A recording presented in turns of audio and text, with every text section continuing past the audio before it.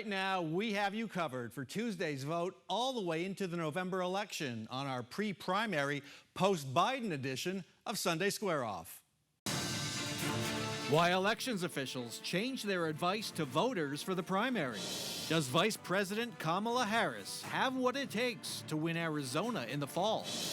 Could Senator Mark Kelly help deliver the state and the White House as Harris's running mate? Why a last-minute plea by a major Republican donor could sink Kari Lake. That plus the other primaries to watch.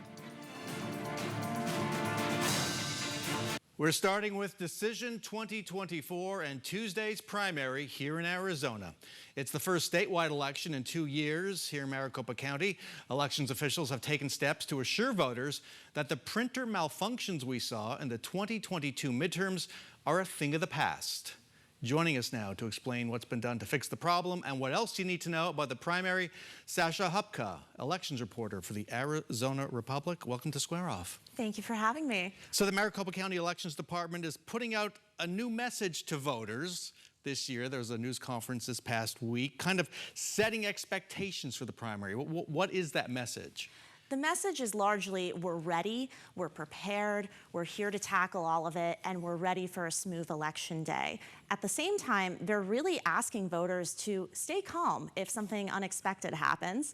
I think that might go out the window the minute we hit election day and political tensions are high, but also really taking a strong stance against anyone who might want to sow doubt about our electoral system and our voting processes. I think it's very representative of the microscope that they're under. So stay calm, trying to get ahead of any problems, because I've covered 10 elections. Things happen.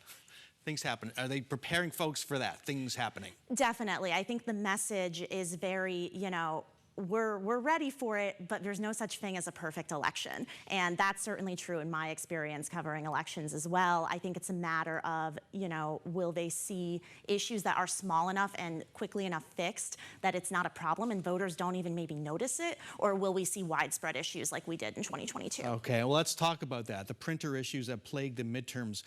What was the precise problem that they ultimately diagnosed? Essentially, the printers that they had, some of their older printers specifically, were printing too light. And because of that, the tabulators weren't able to read the timing marks on the printers and get the ballots into the position they needed to be to actually read them. And so the county spent a lot of money to fix that. What have they done, and how are they sure those fixes are going to work? So they've got new printers. That's the first thing. They took all of those older printers and replaced them with newer ones, and that was a big investment. And then they're also putting all of their equipment through a lot more robust testing than what we saw in 2022, more accurately simulating the actual election day environment.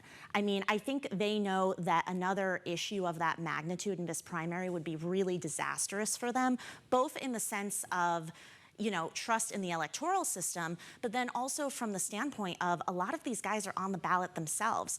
Bad primary election doesn't bode well for the incumbents running for re-election. That's true, and I have to say there's an openness I haven't seen in Maricopa County elections ever, again, in 10 cycles. The mock vote they did, showing how it all worked, bringing folks in, reporters in earlier to say, here's what we're doing, and Stephen Richer bringing people in for personal tours. So there's a real effort there to bring the public in, to kind of open the windows, open the doors in a way that's never happened in the past. And I think that's commendable.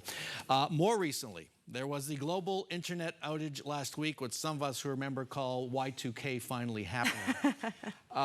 How was the elections department affected? There was no elections going on, but their systems were affected.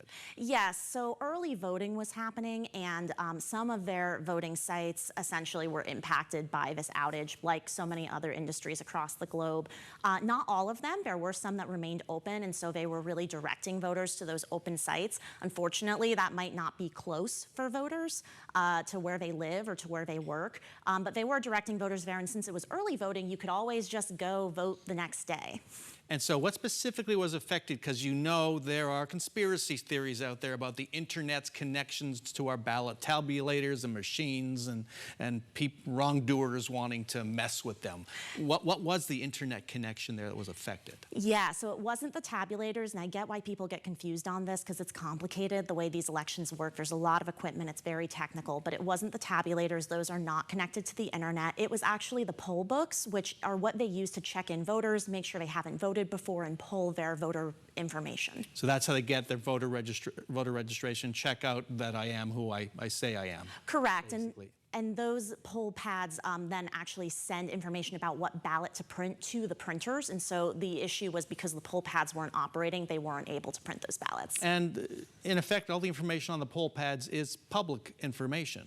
There's my vote isn't on there. There's really nothing. No, not at all, not at all. It's essentially just the physical poll book that you used to sign. Some people who are, older, have been around for a while might remember that. This is just the replacement version of that, the more technologically advanced version. Okay, I'm going to ask you to play forecaster. What is the voter turnout forecast for Tuesday?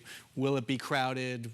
What's going on? So what we're seeing right now is that early ballot returns are maybe a little bit lower than what I would have expected given the county's projections. They're projecting for about 30 to 35% turnout, somewhere in that range. And the early ballot returns being low could kind of mean one of two things. It could mean that a lot of people are planning on voting in person, and we should be prepared for a really busy day of people dropping off ballots and voting in person using those tabulators at the vote centers. It could also mean that just turnout is a little lower than what the county had planned for. They do aim those numbers high so that they're prepared.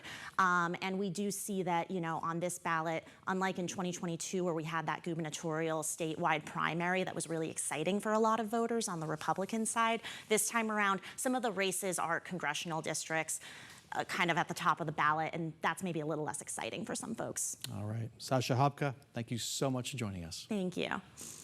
When we come back,